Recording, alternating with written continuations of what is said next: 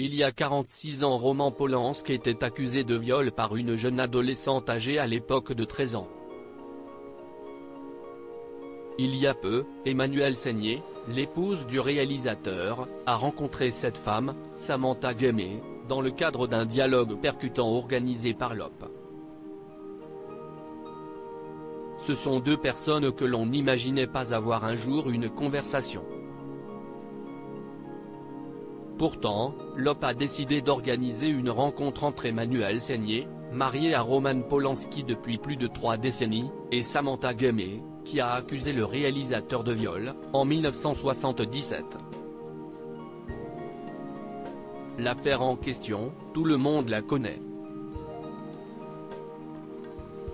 Le 10 mars 1977, lors d'une séance photo à Los Angeles, Roman Polanski, alors âgé de 43 ans, a eu une relation sexuelle avec la jeune Samantha Guémé. À l'époque, celle qui s'appelle aujourd'hui Samantha Guémé n'avait que 13 ans. Le lendemain, elle portait plainte pour viol, et le cinéaste était arrêté puis inculpé, accusé d'avoir drogué puis violé l'adolescente. Par la suite, Roman Polanski avait fui les États-Unis, le 31 janvier 1978, après 90 jours passés en détention. Cette affaire très complexe avait notamment fait l'objet d'un documentaire, Wanted and Desired, de Marina Zenovich, diffusé en 2008 sur HBO. À la suite de la diffusion, Roman Polanski, qui avait finalement été arrêté en Suisse en 2009, avait écrit une lettre à Samantha Guémé, dans laquelle il avait écrit « J'aimerais que vous sachiez à quel point je suis désolé d'avoir tant bouleversé votre existence. En vous voyant dans le film, j'ai été impressionné par votre honnêteté et votre intelligence. » La rencontre bouleversante entre Emmanuelle Seigner et Samantha Guémé 46 ans après les faits, Emmanuelle Seigner s'est assise avec Samantha Guémé. Nous parlait en toute solidarité et en tant que deux femmes, adultes, capables d'avoir leurs propres opinions sans tomber dans ce piège, si courant, des réquisitoires et des doigts pointés.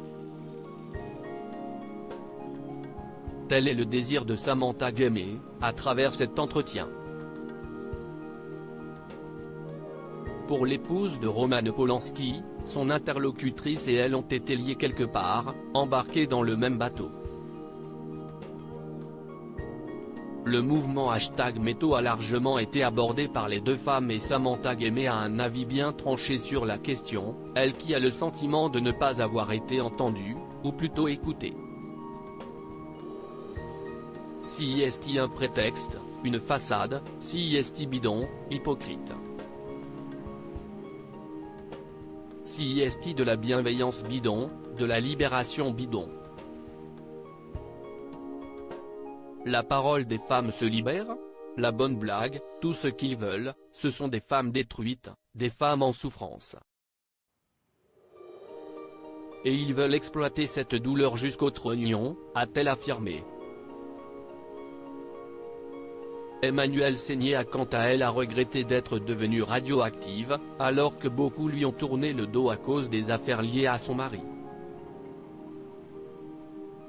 La comédienne a également évoqué cette nouvelle règle mise en place par l'Académie des Césars, d'exclure des nominations les personnes mises en cause pour des faits de violence.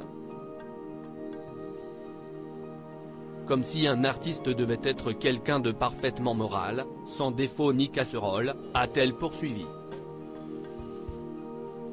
Pour Samantha Guémé, le cinéaste a payé sa dette à la société en purgeant sa peine.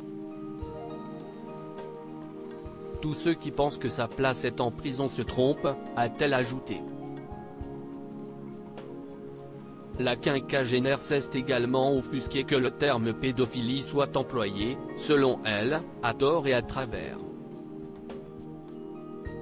La pédophilie est une chose réelle, immonde, cruelle. Vous diminuez la gravité de la pédocriminalité quand vous dites que tout le monde est pédophile. Samantha Guémé a conclu l'entretien en affirmant avoir très mal vécu l'année 1977, où elle et sa famille ne pouvaient plus sortir de chez eux. Personne, pas une seule des femmes qui aujourd'hui affirment avoir eu un problème avec Roman n'a pris la peine de me contacter, a-t-elle déclaré. Un entretien vaste et percutant.